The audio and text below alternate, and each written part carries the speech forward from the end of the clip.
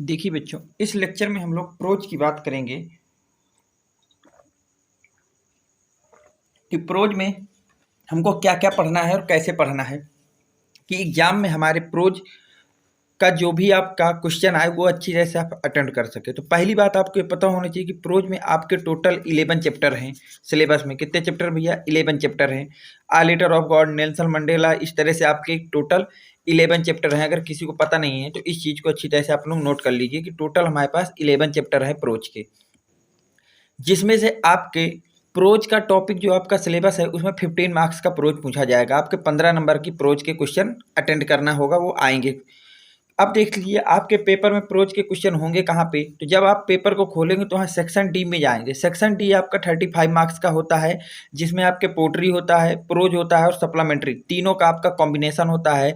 जिसमें पोट्री आपकी 8 मार्क्स की दी जाती है, जो कि मैंने पिछले लेक्चर में बता दिया है कि 8 मार्क्स में कौन कौन से क्वेश्चन आएंगे और उनको आपको तैयार कर लेना। अगर किसी ने पिछला लेक्चर नहीं देखा है तो इस वीडियो के डिस्क्रिप्शन में जाके उस वीडियो को जरूर देख लें, क्योंकि उसमें मैंने पोट्री के मोस्ट इंपॉर्टेंट क्वेश्चन कराए हैं कि आपके 8 मार्क्स वहाँ से आपके फिक्स हो जाएं। इसके बाद जो प्रोज होता है वो आपके 15 मार्क्स का आता है, सेक्शन डी में ही रहता है। और सप्लीमेंट्री रीडर जो है वो 12 मार्क्स का आता है, जिसकी बात हम अगले लेक्चर में करेंगे। इसमें हमको प्रोज की बात करना है, 15 मार्क्स का प्रोज आता है। अब तक हम लोगों ने दो चीज़ें देख ली कि जो प्रोज है उसमें हमारे सिलेबस में टोटल 11 चैप्टर हैं, 15 मार्क्स का प्रोज पूछा जाएगा, सेक्शन डी में आपका ये आएगा। अब बात आ गई कि इसमें हमसे प्रोज में क्या क्या पूछेगा। अब बात क्या आ गई भैया कि प्रोज में जो भी पूछेगा क्या क्या। देखिए 15 मार्क्स में कुछ इस तरह से आपका पेपर डिजाइन किया जाता है कि 4 मार्क्स का पैसेज दिया जाता है। एक पैसेज देगा, उसके नीचे 2 क्वेश्चन होंगे, उन 2 के आपको आंसर देने होंगे। प्रत्येक क्वेश्चन के 2 मार्क्स दिए जाएंगे और पैसेज के 4 मार्क्स हो गए। तो उस पैसेज से रिलेटेड 2 क्वेश्चन पूछे जाएंगे, आपको उसके आंसर देने हैं, आपको वहाँ से 4 मार्क्स मिलेंगे। इसके बाद 2 आपके लॉन्ग क्वेश्चन होंगे, जिसमें से एक करना होगा, जिसको आप 60 वर्ड में लिखोगे। 2 आपके लॉन्ग क्वेश्चन पूछे जाएंगे, जिसमें से एक का आंसर देना है केवल, तो आपको 4 मार्क्स वहाँ से मिल जाएंगे। तो 4 4 8 मार्क्स हो गए। इसके बाद अगला क्या है, 2 शॉर्ट क्वेश्चन पूछे जाएंगे। आपको 3 शॉर्ट क्वेश्चन दिए जाएंगे प्रोज के, जिसमें से 2 करने होंगे, प्रत्येक क्वेश्चन के 2 मार्क्स में। तो टोटल आपके कितने हो गए भैया? 12 मार्क्स हो गए। टोटल कितने हो गए भैया? 12 मार्क्स से हो गए। ये पता चला कि जो आपका पेपर पूछा जाता है उसमें आपका पैसेज आता है, पैसेज में 2 क्वेश्चन के आंसर देने होते हैं, जिसके 4 मार्क्स मिलते हैं। एक लॉन्ग क्वेश्चन का आंसर देना होता है, जो कि आपके क्वेश्चन पेपर में 2 लॉन्ग क्वेश्चन पूछे होंगे, उनमें से एक का आंसर आपको 60 वर्ड में देना है, तो यहाँ से 4 मार्क्स मिल जाएंगे। अगले 4 मार्क्स की बात करते हैं हम लोग, तो आपको 2 शॉर्ट आंसर दिए जाएंगे। 2 क्या दिए जाएंगे भैया? शॉर्ट आंसर करने होंगे आपको। सॉरी, एक मिनट रुकना भैया।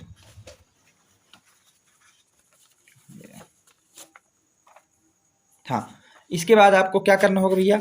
2 शॉर्ट आंसर देने होंगे, जो कि आपके 3 पेपर में दिए होंगे, उनमें 2 के आंसर देने होंगे, टोटल 4 मार्क्स मिलेंगे। और यहाँ से 3 मार्क्स का आपका मैच करने को आएगा कि उसको आपको मैचिंग करना होगा, ग्रुप 1 और ग्रुप 2 को मैच करना होगा, तो 3 मार्क्स यहाँ से होंगे। तो टोटल आपका 15 मार्क्स का सिलेबस आपको पता चला कि आपको प्रोज में क्या क्या आना चाहिए। पैसेज आएगा, एक लॉन्ग क्वेश्चन का आंसर देना होगा, 2 शॉर्ट के आंसर देने होंगे और मैचिंग के आपका क्वेश्चन आएगा। अब देखिए बात अगली ये आती है कि क्या प्रोज में जितना कुछ हमको दिया है सिलेबस में, क्या सारे के सारे चैप्टर हमको पढ़ना पड़ेगा एक रात में? क्योंकि 1-2 दिन बाद आपका एग्जाम होगा, तो उसके लिए रिवीजन करना होगा। तो क्या सारे चैप्टरों का रिवीजन करेंगे? तो मेरे तरफ से आंसर होगा नो। अगर आप लोगों ने मुझसे पूछा क्या सर प्रोज के 15 मार्क्स लाने के लिए हमको सारे चैप्टर पढ़ने होंगे, तो मेरे तरफ से आंसर होगा नो। ओनली 3 चैप्टर को आपको पढ़ना है। केवल कितने चैप्टर को आपको पढ़ना है? 3। अगर उन 3 चैप्टरों को आपने अच्छी तरह से पढ़ लिया तो आपके 15 मार्क्स वहाँ से आ जाएंगे। वो 3 इंपॉर्टेंट चैप्टर कौन कौन से हैं उनको भी देख लीजिए। आ लेटर ऑफ गॉड, ये आपको अच्छी तरह से आना चाहिए। इसके मैंने आपको प्रोज में जितने भी पैसेज आपके इंपॉर्टेंट हो सकते थे वो दोनों 2 लेक्चर में कवर किए हैं। एक में आपको आ लेटर ऑफ गॉड के पैसेज इंपॉर्टेंट कराए हैं और एक में नेल्सन मंडेला। तो उनको 100% आप कर लेना, ताकि आपके 4 मार्क्स का क्वेश्चन कहीं से ड्रॉप ना हो। और अगला है ग्लिम्पसेस ऑफ इंडिया, ठीक है। तो ये 3 चैप्टर को आपको पढ़ना है, short answer, long answer, matching के लिए और पैसेज के लिए। इसके अलावा कोई भी चैप्टर अब आपको अगले 2 दिनों तक नहीं पढ़ना है, जब तक एग्जाम ना हो जाए। इन 3 चैप्टरों के अलावा अगले किसी भी क्वेश्चन, ना लॉन्ग आंसर देखना है, शॉर्ट आंसर देखना है, पैसेज देखना है, ना कुछ देखना। इतने आप समझ लीजिए अच्छी तरह से। अब बात आ गई प्रोज में, मैंने पैसेज वाला पार्ट जो है आपको पहले ही कवर करा चुका हूँ, तो उसको मैं अब यहाँ पे कवर नहीं कराऊंगा। ये जो आपका पैसेज से 2 क्वेश्चन आने, इसके लिए मैंने 2 लेक्चर कंप्लीट करके आपके वीडियो में डाल रखे हैं। आपको अगर अब तक नहीं देखा है तो इसी वीडियो के डिस्क्रिप्शन में उसकी लिंक होगी, वहाँ जाके आप देख सकते हैं, या आप चैनल में जाके डायरेक्ट ढूंढ लेंगे तो आपको सर्चेबल में मिल जाएगा। तो आपका पैसेज वाला पार्ट मेरे तरफ से हो गया कंप्लीट। अब बात आ गई लॉन्ग क्वेश्चन और शॉर्ट क्वेश्चन को मैं कैसे आपको कराऊंगा। तो देखिए, लॉन्ग क्वेश्चन और शॉर्ट क्वेश्चन के लिए मैं जो आपको ये क्वेश्चन बता रहा हूँ, इनको तो आप अच्छी तरह से रट लीजिएगा। इससे बाहर कोई भी लॉन्ग आंसर या शॉर्ट आंसर आपके प्रोज में आपसे नहीं पूछा जाएगा, पहले ये बात आप क्लियर कर लीजिए। अगर आप इतने क्वेश्चन आंसर तैयार कर लेते हैं जितने मैं इस लेक्चर में दूंगा, तो इसके बाहर आपसे कोई भी शॉर्ट या लॉन्ग आंसर प्रोज का सिलेबस में नहीं पूछा जाएगा। तो चलते हैं सबसे पहले चैप्टर में, आ लेटर ऑफ गॉड के इंपॉर्टेंट क्वेश्चनों में। सबसे very most important short question के लिए ये क्वेश्चन आपका है, who was Lencho, where was Lencho's house situated. बोला गया है लैंचो कौन है और उसका जो घर है वो कहाँ पे था। तो आपको पता है कि Lencho was a poor farmer, एक गरीब किसान था। His house was situated on the crest of the low hill. ठीक, अगला क्वेश्चन आपसे दिया गया है, इनको अच्छी तरह से रट लीजिएगा, समझ लीजिएगा, इनको घोल के पी जाइएगा। अगर आपको प्रोज में टोटल 15 मार्क्स चाहिए, कोई भी मार्क्स आपका ड्रॉप ना हो, तो इन क्वेश्चनों को अच्छी तरह से पी लीजिएगा। केवल यही क्वेश्चन आएंगे, इनको रट लीजिए किसी भी तरह से, आप ये मान लीजिए। अगला क्वेश्चन है, when did Lencho receive the letter, why did become angry. Lencho ने लेटर को कब रिसीव किया और वो गुस्सा क्यों हो गया। तो Lencho receive a letter of the following Sunday, उसने संडे को रिसीव किया था। When he went to the post office he become angry because he received only 17 pieces instant of 100। Okay, अगला very most important question board के purpose से, who was Lencho, Lencho कौन था। What were his main problem, उसकी main समस्या क्या थी। ठीक, अब इस क्वेश्चन को आप देखिए सही से, इसका आंसर क्या लिखेंगे आप लोग अगर बोर्ड में आपसे पूछता है। Lencho was a hard working farmer who lived on the crest of a low hills with his family. His was the only house in the entire valley. ही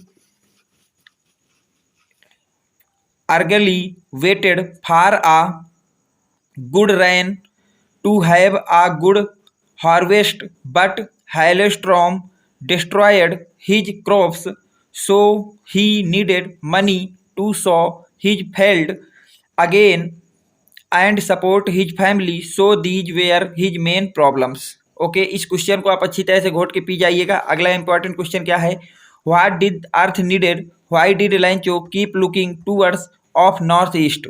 ठीक, अगर हम इस क्वेश्चन की बात करें तो इसका मतलब है कि अर्थ को, पृथ्वी को क्या चाहिए था और लैंचो जो है नॉर्थ ईस्ट डायरेक्शन में क्यों देख रहा था। तो हमें पता है, he know his field deeply and his field needed a downpour. It was necessary for a good crop. He saw hug could coming from north east, so he kept looking towards the north east in the sky. ये आपके सबसे ज़्यादा very most important short answer है first chapter के आ letter of God को। इनको आप अच्छी तरह से तैयार कर लीजिए, क्योंकि आपके सिलेबस में या पेपर में जो भी आपका शॉर्ट या लॉन्ग आंसर आएगा वो केवल और केवल आ लेटर ऑफ गॉड और नेल्सन मंडेला से ही आएगा। इसलिए इन क्वेश्चनों को आप अगर लड़ के जाते हैं, अच्छी तरह से पढ़ के जाते हैं, तो आपका कोई भी प्रोज का चैप्टर, प्रोज का क्वेश्चन आपका वहाँ छूटेगा नहीं। इसलिए इन क्वेश्चनों को आप आज रात में अच्छी तरह से रट लीजिएगा। अगला इंपॉर्टेंट क्वेश्चन की बात करें तो वो आपका कुछ इस तरह से है कि how much money did Lencho needed, Lencho को कितने धन की आवश्यकता थी। How much money did get, और उसको कितना धन मिला। तो इसका आंसर होगा, Lencho needed 100 pesos to sow a new crop and feed his family till the next harvest. Lencho got only 17 pesos which has less than he requested to God. Okay, अगला important question की बात करें इस chapter का तो वो कुछ इस तरह से है, what did Lencho write in his second letter to God. Lencho ने ईश्वर के लिए अपने द्वितीय पत्र में क्या लिखा था। तो इसका आंसर देखिए किस तरह से आप देंगे, Lencho wrote to God that he received only 70 pesos out of the 100 that he had requested for. He asked God to send him the rest of the money as the needed it very much. He ever asked God not to send the money through the postal mail because the post office employees were a bunch of crooks. Okay, अगला important question देखिए इस chapter का क्या है। ये आपका long question है, तो ये वेरी मोस्ट इंपॉर्टेंट है। लॉन्ग क्वेश्चन को इसको अच्छी तरह से आप तैयार कर लीजिएगा। Why did Lencho write a letter of God? Lencho ने ईश्वर को पत्र क्यों लिखा? तो देखिए इसका आंसर आप क्या लिखेंगे। इन क्वेश्चनों को आप किसी भी हालात में अगर ड्रॉप करके जा रहे हैं एग्जाम सेंटर में, तो आप ही जिम्मेदार होंगे। अगर आपके प्रोज के क्वेश्चन वहाँ नहीं हो रहे, नहीं कर पा रहे हैं, तो इसके जिम्मेदार सिर्फ और सिर्फ आप होंगे। मेरे तरफ से जितना भी मुझे दिख रहा है कि ये पेपर में आ सकता है, ये पेपर में आ सकता है, मैं आपको प्रोवाइड करा रहा हूँ। अब आप ही सोच लीजिए कि मैंने पूरे आपके प्रोज में अगर मैं बात करूं तो आपके 11 चैप्टरों में से केवल आपको 2 चैप्टर पढ़ने को कह रहा हूं, तो उसमें आपको कौन सी बड़ी बात की जा रही है। इसी तरह पोट्री में मैं अपने जो भी मुझसे पढ़े हैं उन्होंने देखा होगा। अगर आपने नहीं देखा तो मेरे डिस्क्रिप्शन में उसकी भी लिंक पड़ी होगी, उसको भी आप देख लेना। पूरे 11 चैप्टर आपके पोट्री के थे, लेकिन मैंने कितने आपको पढ़ने के लिए केवल 2 चैप्टर बताए कि इनको पढ़ लेना, वहीं से पोट्री की सारी चीज़ें हो जाएंगी। तो चलते हैं अगले क्वेश्चन की तरफ। अगला क्वेश्चन कह रहा है कि जो लैंचो है उसने ईश्वर को पत्र क्यों लिखा। तो देखिए पहली बात ये समझिए कि Lencho wrote a letter of God because God was the only hope in his despair. His crops had been destroyed by a hailstorm. He needed money to sow a new crop and support his family till the next crop. Being a firm believer of God, he wrote a letter to God and requested him to send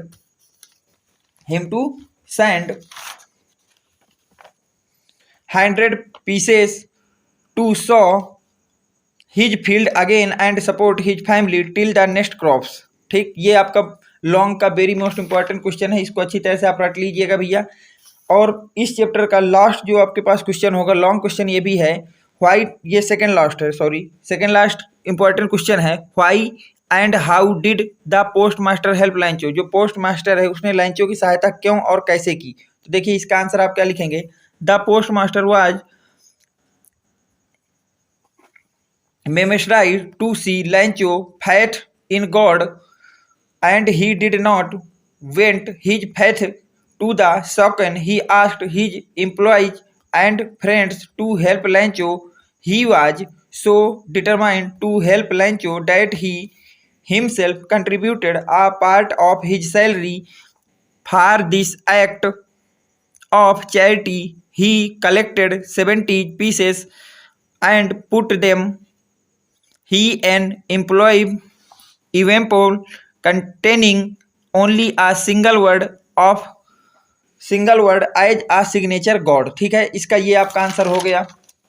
अगला आपका long question very very very most important इस chapter का। Draw a characteristic of लैंचो। लैंचो का चरित्र चित्रण लिखिए। क्या करना है आपको भैया, लैंचो का चरित्र चित्रण करना है आपको। तो आंसर कैसे लिखेंगे, जिस तरह से मैं लिख रहा हूँ उसी तरह से आप करेंगे। सबसे पहले हेडिंग डालेंगे इंट्रोडक्शन, उसमें लिखोगे लैंचो was a poor hard working farmer who was the only breath earner of the family. His crops had been destroyed by a hailstorm.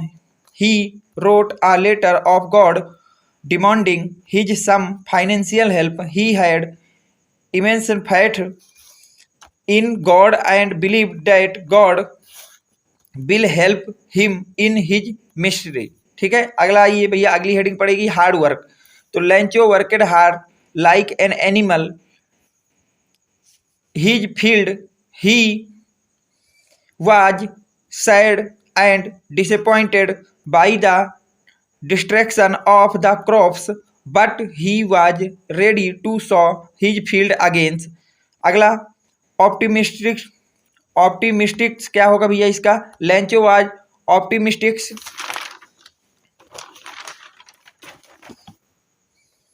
by nature first. He believed that he would get good rain, but hailstorm destroy his field. But he did not lose his hope. He believed that God will help him and he will sow his field again. He was also quite sure that his letter will reaches to God and he will help him। Conclusion क्या है भैया इसका, देखिए Lencho was a simple hard working and innocent farmer whose had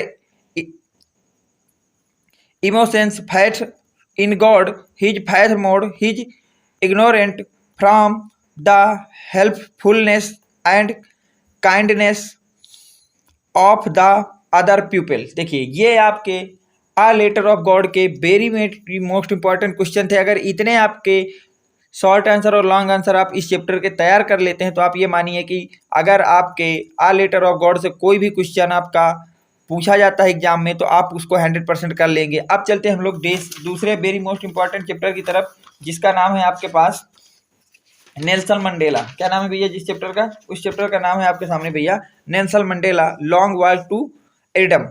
ठीक है, इसका जो है सबसे पहला क्वेश्चन ये है, why was Mandela not able to enjoy his limited freedom. ठीक, इसका मतलब ये होगा हिंदी में कि why was Mandela not able to enjoy his limited freedom. जो आपके नेल्सन मंडेला है वो अपनी सीमित स्वतंत्रता का आनंद क्यों नहीं ले पा रहे थे? तो Mandela was not able to enjoy his limited freedom because he know that people of his country were not free. They were suffering of poverty and racial discrimination। ठीक है, अगला वेरी मोस्ट इंपॉर्टेंट क्वेश्चन क्या होगा देखिए, what did national Mandela promise to his nation. Nelson Mandela ने अपने देश को क्या वचन दिया था? तो Nelson Mandela promise to make the nation free from priority discrimination operations and discrimination of all kind. He promised to devote himself to the well-being of nation and its people। ठीक, अगला वेरी मोस्ट इंपॉर्टेंट क्वेश्चन क्या है इस chapter का देखिए, according to Mandela whose unimaginable sacrificed led and way of freedom to South Africa. Mandela के अनुसार किनके अकल्पनीय बलिदान ने दक्षिण अफ्रीका की आज़ादी का मार्ग प्रशस्त किया था? तो देखिए इसका आंसर आप क्या लिखेंगे, according to Mandela the day of freedom had come through the unimaginable sacrifice of thousands of people of South Africa whose sacrifice and courage can never be counted अथवा रैपिड। ठीक है, अगला वेरी मोस्ट इंपॉर्टेंट क्वेश्चन इस chapter का क्या होगा देखिए, what did the display of jets and military salute symbolize. तो the display of jets and military salute symbolize the clear democracy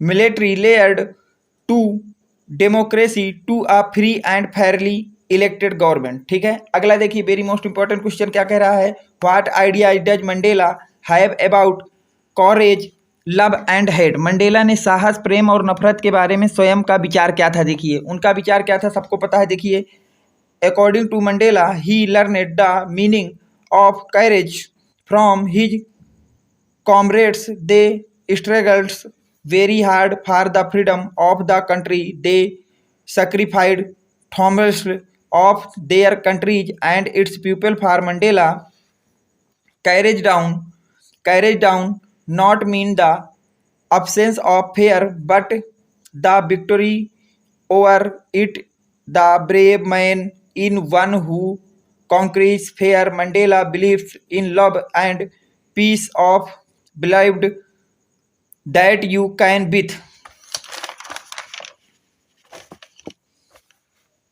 your you many of love and attention। ठीक, अगला very most important question आपके इस chapter क्या होगा, why was Nelson Mandela overwhelmed with a sense of history, how did he secure suicide in ending of apartment region of South Africa. Nelson Mandela इतिहास के एहसास को अभिभूत क्यों हो गए थे? दक्षिण अफ्रीका में रंग भेद को समाप्त करने में वो कैसे संकल्पित हुए?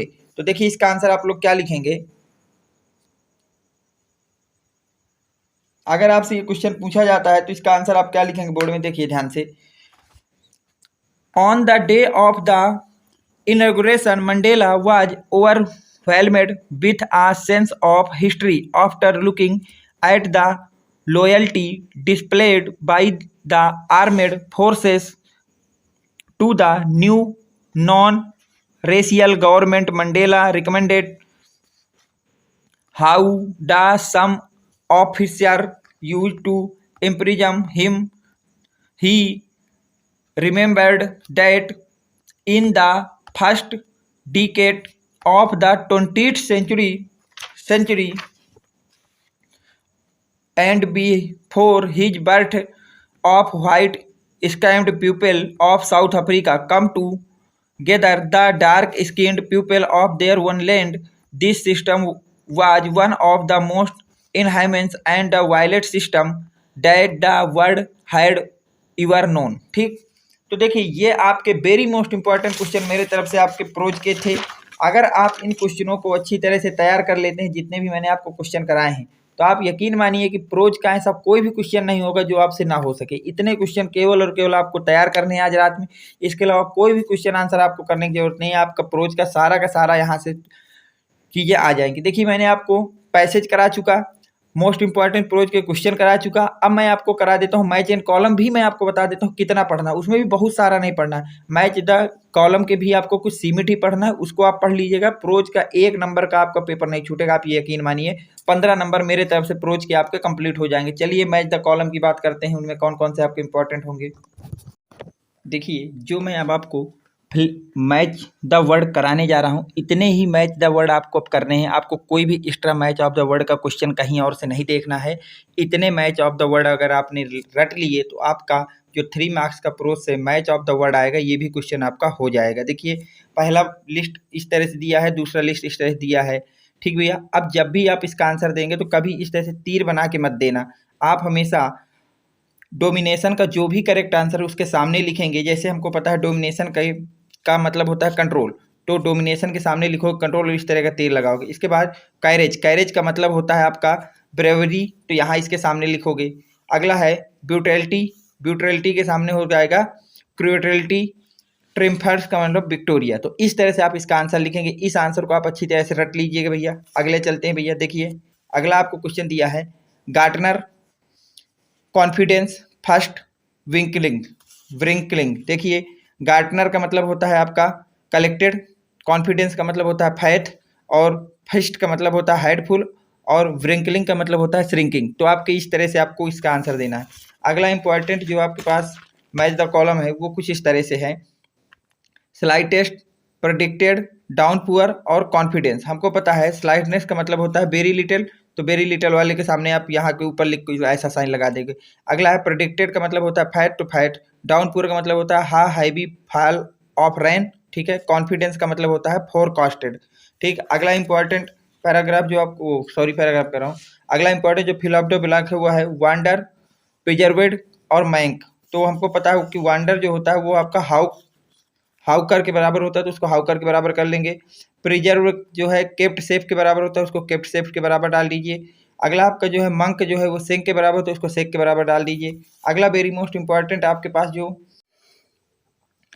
फेयरमेस, क्लिम्स, मार्टियल और रीजन्स। तो देखिए फेयरमेस का मतलब होता है वेपन्स, क्लिम्स का मतलब होता है टूअर्स ऑफ, मार्टियल का मतलब होता है हैवी टू द विथ वार, और रीजन का मतलब होता है एरिया। तो ये हो गया। अगर अगला इंपॉर्टेंट मैं आपसे बात करता हूँ फिलिंग द ब्लैंक की, तो कुछ इस तरह से है चैरिटी, एविडेंट, एमेबल और इमीडिएटली। तो हम इसका आंसर देखिए, चैरिटी का मतलब होता है डोनेशन, तो डोनेशन वाले को इसके सामने लिख के इस तरह के साइन लगा देंगे।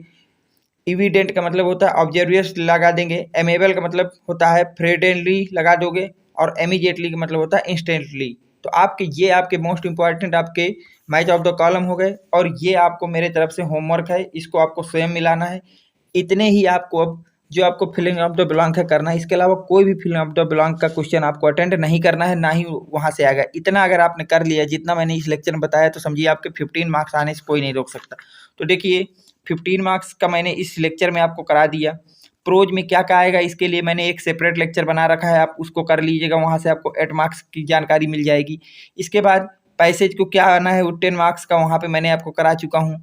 और सेक्शन बी में कौन सा लेटर, कौन सा आर्टिकल, कौन सा एप्लीकेशन और कौन सा ऐसे तैयार कर वो करा दिया है, जिसको आपको कर लेना है, ठीक भैया। तो टोटल इस तरह से मैंने आपको अब तक 43 मार्क्स का बता कि आपका कहाँ से क्या पूछा जाएगा। अगर आपने इतना कुछ तैयार कर लिया जो मैंने आपको अभी तक बताया, तो आपके 43 मार्क्स आने से कोई भी नहीं रोक सकता। आपने इनमें से जो भी वीडियो नहीं देखा है उन सबको प्ले लिस्ट में पड़ा है, आप जाके देख सकते हैं, या इसी वीडियो के डिस्क्रिप्शन में सबकी लिंक पड़ी है, आप उनको देख लीजिए, ताकि आपके इंग्लिश में कोई भी नंबर छूटने ना पाए। इसलिए इनको तैयार करिए। आगे की चीज़ों के लिए मैं नेक्स्ट वीडियो में डालूंगा। तो उम्मीद करता हूँ कि 43 मार्क्स में आप इतना जो कुछ भी बताया इसको रट लीजिए, किसी भी तरह से रटिए, कुछ भी करिए, मतलब आपको याद होना चाहिए एग्जाम सेंटर तक जाते जाते।